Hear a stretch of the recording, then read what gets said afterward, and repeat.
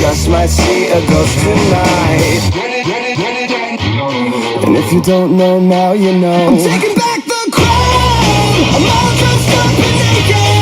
I see what's mine and take it. Oh yeah, the crown. Antonio Rossetti, I'm Brody Carlin. and this is NCAA Football Tonight. Not Saturday Night Live, not the Tonight Show, not the Late Night Show, or whatever the hell it's called. This is college football season, and we had a wild week 1 in college football. Take it away. Even though it was supposed to be a fairly easy week 1, where a lot of teams were scheduled to play FCS teams and Power 5 and Group of 5 teams still managed to fuck it up. I mean, think about it. Tennessee's already done from the playoff in one game. I mean, they lost to those Georgia State guys, the Sun Belt team that struggled to win 2 games last year. We saw the Neil Brown era at West Virginia begin. We saw the Les Miles era in Kansas begin. And God, was they awful. Mac Brown, however, that's a good story right there. Mac Brown, very successful at North Carolina. He comes back, first game back, they beat South Carolina as 8-point underdogs at home. That's what I like to see from Mac Brown. Although, honestly, I have to say, down the stretch, he made some very poor coaching decisions, like kneeling the ball on 4th down. That was questionable. But, in the end, they did get the victory, so I can't really complain there. Speaking of that, I did forget about that. He kneeled the ball on 4th down in their own territory.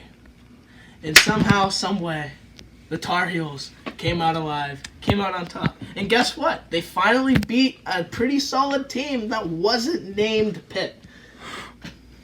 And we'll get to Pitt later. Yeah, we will get to Pitt later. But hey, we're here, and welcome to our show. We'll now have some random dude in a Spider-Man mask tell you who he's picking for the Tulsa at San Jose State game. Tulsa! Now it's time to introduce you to the failures of the week. Number 1 on this list, you got it, the Tennessee Volunteers. They lost to the Georgia State Panthers, who were 2-10 last season and only scored 24 points a game. They went into Neyland Stadium and put up 38 points. Not only that, but they made their run defense look like Swiss cheese. Also, Missouri. You lost to Wyoming, favored by 18. I mean, I know you were indecisive on what side to choose in the Civil War, but you shouldn't be indecisive when it comes to football games. I mean, you need to decide, hey, are we going to come to play or are we not? And you guys lost 37-31. You guys showed up in the second half, but that first half, I think you guys want to forget that one. The ACC teams fared mostly well. Most of them opened up against each other in conference play. For some reason. I disagree with it, but, oh well. So we can't do anything about it. So eventually we kicked off this college football season, which is already a dumpster fire to begin with the Miami Hurricanes facing off against the Florida Gators of the SEC. And Felipe Franks did not disappoint. His 254 yards and 2 touchdowns led the way as the Gators dethroned the Hurricanes 24-20. And the Clemson Tigers, following their 2019 national championship, start this season, 2019-2020, defeating Georgia Tech 52-14. Now, I know what you're thinking. Trevor Lawrence, he was the big spark that lit the fire for this team in that first game against the Yellow Jackets. Well, actually, it was Etienne. He had 204 yards and 2 touchdowns. Yeah, he had 2. Alrighty, so the game got relocated to Tallahassee. You know what this means? It's almost an automatic win for Florida State, right? Not. Guess what happened? 21-6, 15-point lead, 36-31 comeback. Boise State wins, and I believe that they had a freshman quarterback as well leading the charge. That is a very tough loss for a team that set really good in the first half. Akers, he rushed for almost 100 yards in the first half alone. He had 1 run that was over 50 yards, and they squandered the game. So I thought this whole Seminoles were back thing, hey, maybe they'll have a good year. I don't know, but usually you lost to Boise State on your home turf. Boise State is good. However, losing to a Mountain West team as a team that's supposed to finish at the top of the ACC, not a good look at all. And moving into one of the more primetime matchups of the evening, at Heinz Field, we had what could have decided the ACC Coastal Division in Week 1. We had the Pittsburgh Panthers facing off against the Virginia Cavaliers. And it started out great for the Pittsburgh Panthers. Actually, it didn't. A blocked punt early squandered a very, very big opportunity, and the Virginia Cavaliers capitalized, taking a 13-0 lead. Yeah, I believe that's correct. I only see random stats that we put down. You know what? Fuck this. Kenny Pickett threw 2 interceptions, and down the stretch, the A's. Fuck it. Alrighty, so the game got relocated to Tallahassee. You know what this means? It's almost an automatic win for Florida State, right? Not. Guess what happened? 21-6, 15-point lead, 36-31 comeback. Boise State wins, and I believe that they had a freshman quarterback as well, leading the charge. That is a very tough loss for a team that sent really good in the first half. Akers, he rushed for almost 100 yards in the first half alone. He had one run that was over 50 yards, and they squandered the game. So I thought this whole Seminoles were back thing, hey, maybe they'll have a good year. I don't know, but usually you lost to Boise State on your home turf. Boise State is good. However, losing to a Mountain West team, as a team that's supposed to finish at the top of the ACC, not in in the primetime slot of the ACC network on ESPN. We had the Virginia Cavaliers and the Pittsburgh Panthers face off in what could have decided the ACC Coastal Division in the first week. And let me set the scene here. We have quarterback Kenny Pickett, the self-proclaimed Heisman Trophy winner. And we have the Arizona State transfer, Bryce Perkins.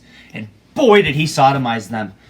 He threw for 181 yards, 2 touchdowns, and 44 yards rushing as the Pittsburgh Panthers lost to the Virginia Cavaliers 30-14. This was also the first time that Virginia, under Bronco Mendenhall, defeated the Pitt Panthers. And what a way to do it on opening night. And ladies and gentlemen, everyone watching, I think that we might have someone that might finish second place behind Clemson in their division. And that is Boston College. They did look very good. A.J. Dillon looked solid. Anthony Brown looked solid. The whole team, they all looked good. They defeated Virginia Tech. The defense, Willis, I think he passed for, I didn't look it up, I think about 300 yards from what I saw. Two costly errors, but he looked pretty good. But Boston College, they did prevail. Dillon looked good. Still a young team. Still have a lot of players coming back. They look pretty good this And year. more importantly, Virginia Tech is back to looking like the trash team we saw last year when they lost to Old Dominion. And Let's bring it back. Oh, and they lost to Cincinnati in their bowl game too. Yeah, they're back, baby! Congratulations, Purdue. You guys lost to Nevada at home to open up your season. You guys were an 8-point favorite, but the Wolfpack, they just sparked out of nowhere in the fourth quarter, scoring 17 points on you, and it was all capped off on a 56-yard field goal by Brandon Taltman. And that's who we're really going to congratulate, not you guys for losing. We're going to congratulate that man right there. Because after the game, he not only was he hoisted off the field, he was also granted a full ride scholarship for the football team. So congratulations to him. Congratulations to Nevada, because I know for sure I picked Purdue on that game. And way to prove me wrong, Nevada. And guess who else we get to congratulate? The Minnesota Golden Gophers with their narrow victory over the South Dakota State Jackrabbits. And honest to God, I would be a little more impressed with this victory, although the South Dakota State Jackrabbits defeated the Kansas Jayhawks. And I don't know if that was in the Charlie Weiss era, but Tanner Morgan, 13 for 18, 176 yards and a touchdown, narrowly escaped. It's looking bright, Minnesota. It's looking very bright. Go Jackrabbits. The Big 12. I will say one thing for the Big 12. Every single team won in Week 1, making them the only conference to do that so far this season. And let's get into our first game. It was Oklahoma State versus Oregon State. And, you know, Oregon State's just doing Oregon State things, giving up over 50 points a game. What is new? Oklahoma State, the Cowboys, they won 52-36. They were led by Chuba Hubbard. He rushed for 221 yards and had 3 touchdowns. He tallied 3 touchdowns as well. They won pretty soundly. They were favored to win. They went out there. They did their job. They won the game. Oklahoma State, they now play. I'm not even sure who they play next week. It's probably some a group of 5 or FCS team. And by the way, let's move into an FCS team that played against the Big 12 team. Let's talk about Iowa State. The Cyclones faced off against the Northern Iowa Panthers. And this is the same Northern Iowa team that in basketball beat Kansas in the NCAA tournament. It also upset Texas. But we're not talking about basketball. We're talking about some pretty subpar football. Will McElwain, the freshman quarterback for the Northern Iowa Panthers. It's pretty good. He played pretty well. Very well. But Brock Purdy from Iowa State, well, he played pretty well too. He tallied 278 yards of total offense and 2 touchdowns as the Cyclones had to go all the way to triple overtime to defeat the Northern Iowa Panthers. He was 30 of 41 too. I mean, that's pretty good, over 70%. But however, even though all these Big 12 teams won, even though they all won, they were all nail biters, which was much to their chagrin. All offense, no defense. Boomer Sooner, baby. Jalen Hurts officially makes his debut for Oklahoma. And not only that, he did impress. They defeated Houston Cougars, the start of the Dana Holgerson era. They defeated them 49-31. And not only that, Jalen Hurts accumulated for 508 yards, and Oklahoma as a team had 686 yards. Now, not only did Jalen Hurts play good, but with the former redshirt freshman Charleston Rambo, him and not only him, CeeDee Lamb as well will be a good 1-2 combo for Boomer Sooner. And speaking of Dana Holgerson, let's talk about his former team, the West Virginia Mountaineers. They're beginning a new era. Neil Brown, he's a family man. He's bringing a new culture to the West Virginia team. That's why 13 of their players transferred in the offseason. But let's get past that. Almost heaven. I only sing that for Dana, and you know this. And they took on the FCS number 2 ranked James Madison Dukes. And to be honest with you, Ben DiNucci did deliver, but the West Virginia defense was horrible in the first half. West Virginia wasn't even leading going into halftime. But Austin Kendall in the second half. This is the guy who was supposed to take Kyler Murray's job, and I can see why he transferred, because Jalen Hurts would wipe the floor with him. The Mountaineers eventually pulled away, 20-13. But God, was it a nail-biter. So to start off the Pac-12 action on Saturday, we had the Holy War, which was between Utah and BYU. Utah, they are the Shamans, and BYU, they're the Mormons. Brigham Young, Joseph Smith, Lavelle Edwards, he was a Mormon too. Douglas Reed. Douglas Reed is also a Mormon. That's another subject for another time. The quarterback from BYU we're talking about is Zach Wilson. 208 yards, 2 touchdowns. They love their... But 2 picks. Mm-hmm. But BYU, they love their agile quarterbacks. They really do. Because he is very agile. You think of Taysom Hill and Tanner Mangum.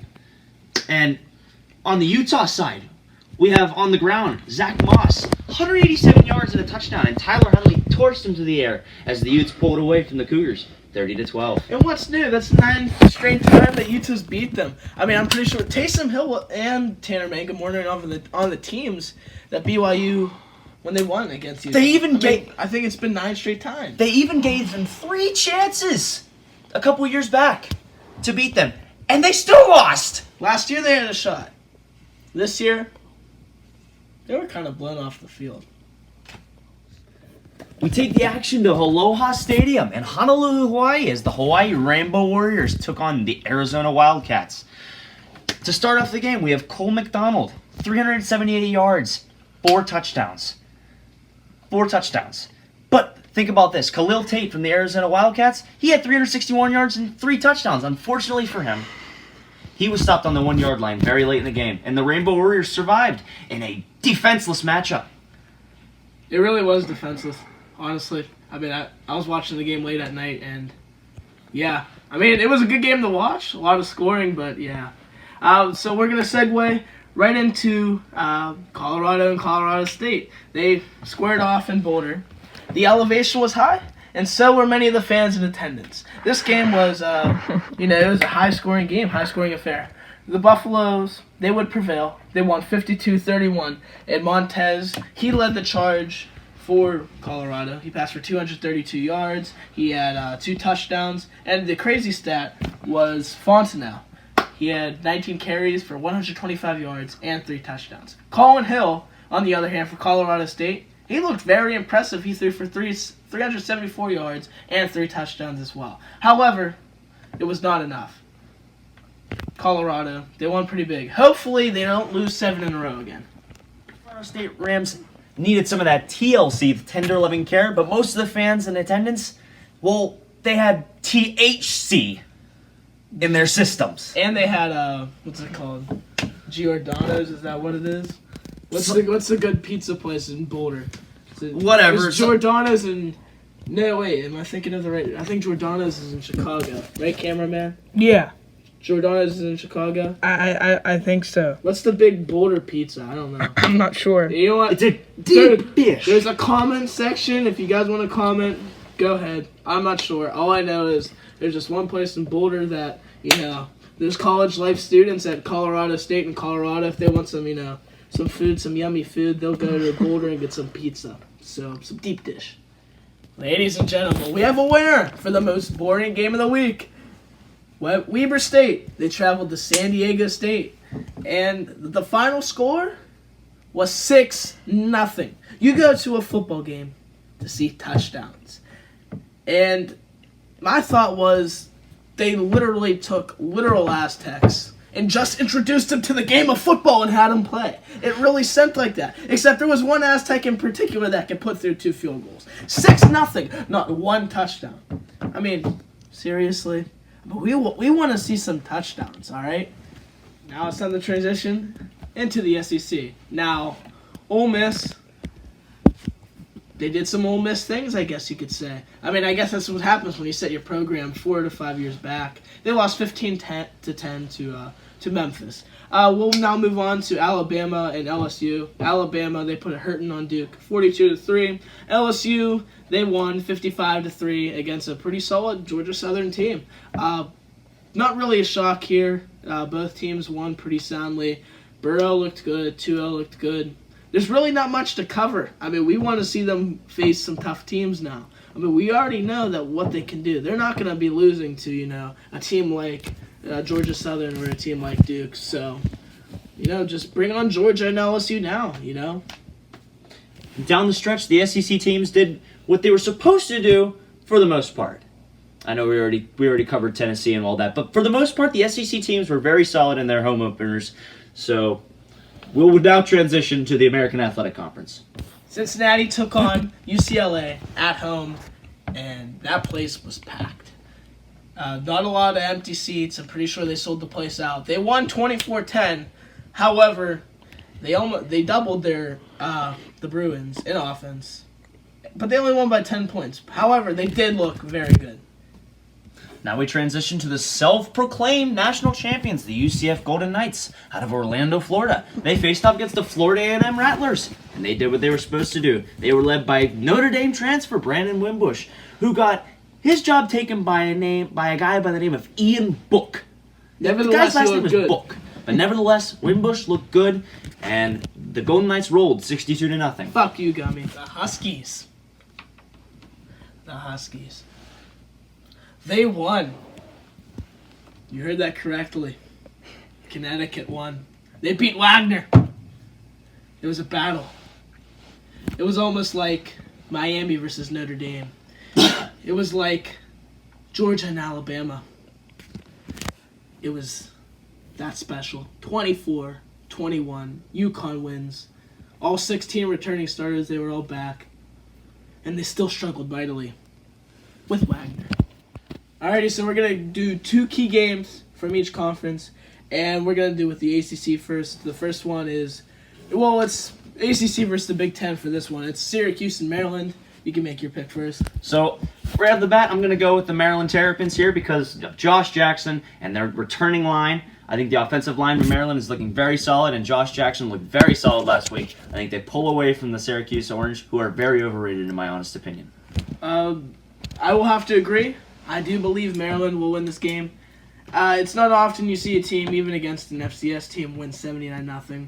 And Josh Jackson looks like the guy that can make that impact. I wouldn't be surprised if Syracuse came to win, because their defense did look pretty good against Liberty. Last time we saw these two teams squared off was in 2014. Maryland won 34-20. Maryland's 15-19-2 in their career against Syracuse. After Saturday, I believe it's going to be 16-19-2 with a Maryland Terrapins win. The next game is Clemson and the number 1 Clemson versus the number 12 Texas A&M, led by Pond. So, straight off the bat here, I'm going to go with the Clemson Tigers here. I think that their offense is too powerful. Trevor Lawrence is looking very good, and Travis Etienne is looking even better after his performance last week against Georgia Tech. I've got to go with the Tigers straight up. The key thing right here, Texas A&M, 4 returning defensive starters, 11 returning starters overall, 7 offensive returning starters. There's not going to be a problem with their defense. However, they're a pretty big underdog in this game. The reason being is their defense, we really haven't seen much from it yet. I mean, it's pretty much a brand new defense with the guys they have coming in. So what we've seen from them is vague. They beat Texas Tech 41-7. Nonetheless, Clemson's going to win this game, no question. Etienne is going to play good. Lawrence is going to play good. And in Death Valley, the Clemson Tigers always get it done. It is in Death Valley as well. And last year they beat him in College Station. I'm pretty sure that they're going to beat him at home too.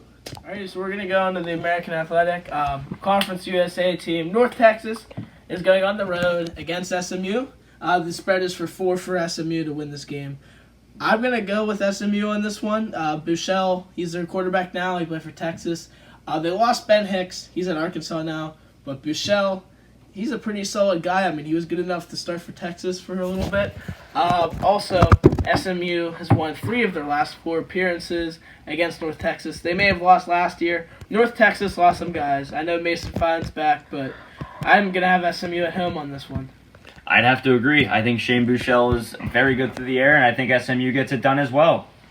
Next game is Ohio State and Cincinnati. I like Cincinnati a lot this year, very much. But Ohio State, they struggled in the second half against FAU. They're going to be playing for some blood. Next game, we'll go with, the sex toy team, Ohio State.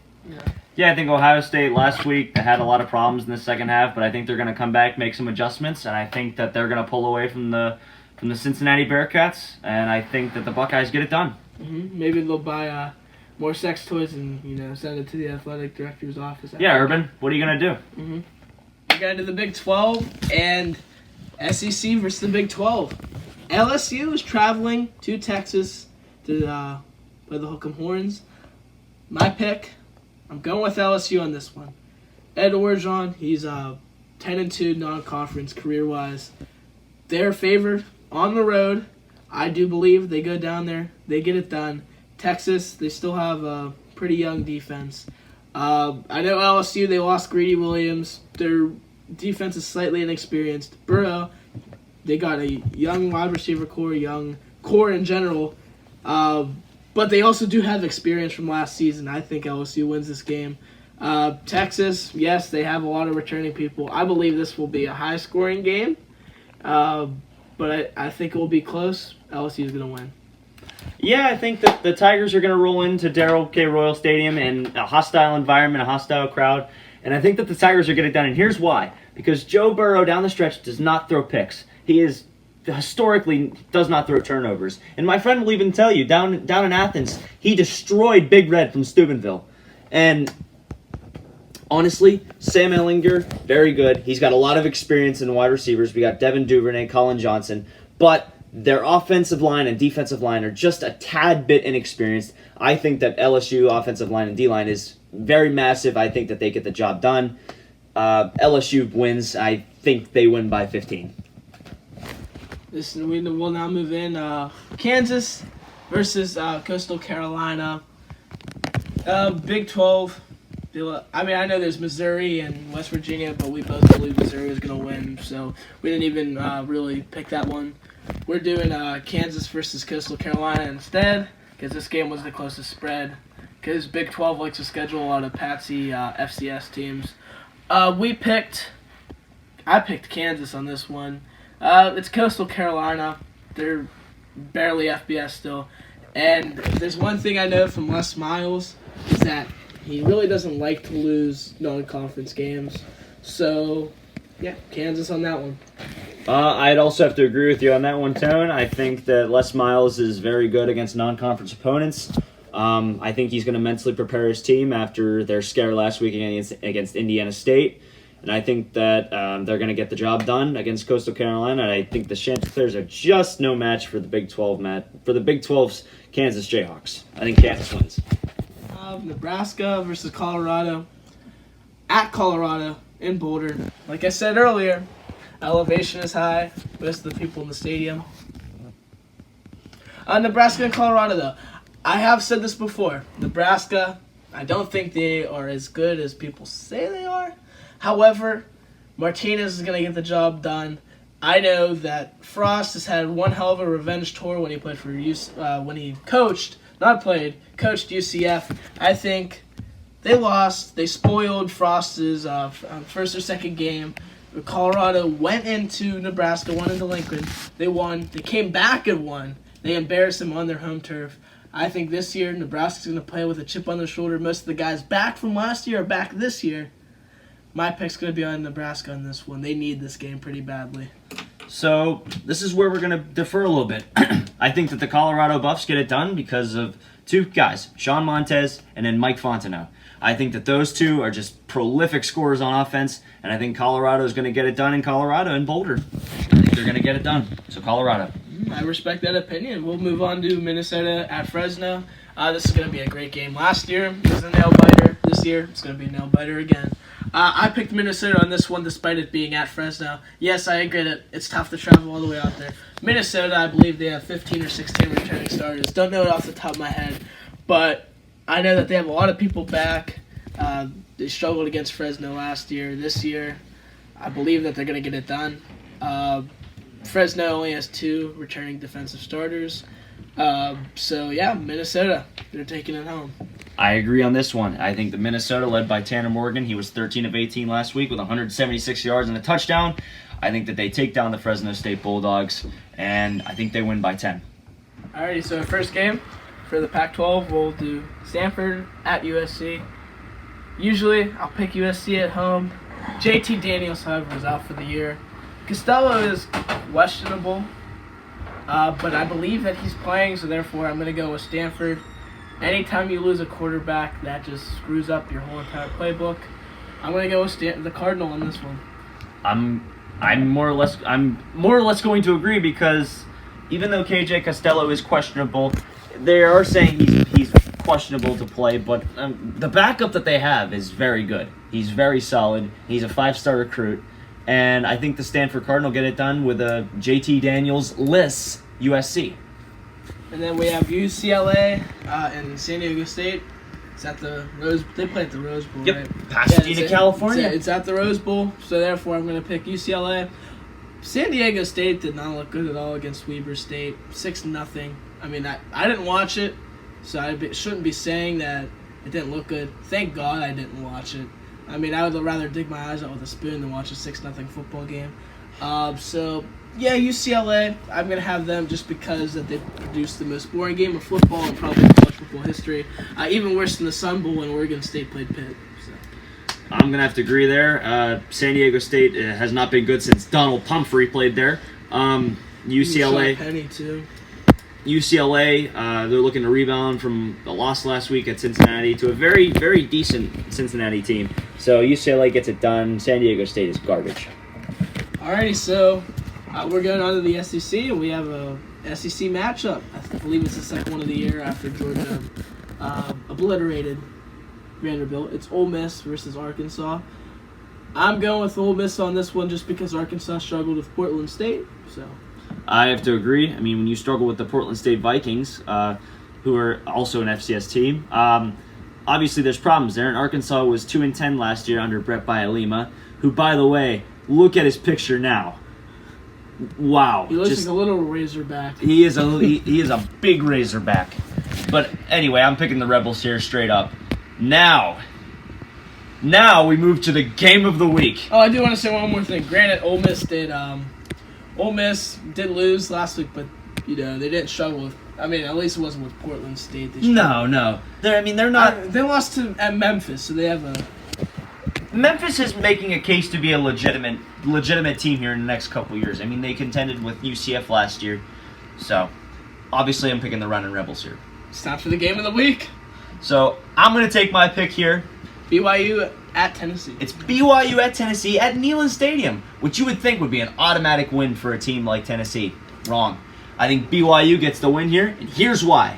They have a dual-threat quarterback in Zach Wilson, and Tennessee, at home, struggled against Georgia State. They lost to Georgia State. They were favored by 24 points against Georgia State and lost 38-30. And BYU historically has been very good on the road against non-conference teams. I mean, think about last year against Wisconsin. They won against Wisconsin at Camp Randall Stadium in Madison. So, because of that, I'm going to pick the BYU Cougars. Not so fast on that one. BYU. I'm not picking them. I'm going to pick Tennessee. Tennessee, yes. I went on this show earlier, and I told you, yes, they played like shit. Yes, I said the S word. They did play like shit. He lost to a 2-10, formerly known as a 2-10 Georgia State team at home in Neyland Stadium. 16 returning starters. 10 returning starters on offense.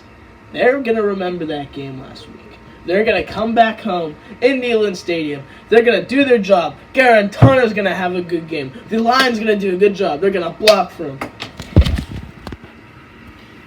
I'm volunteering to pick the Volunteers.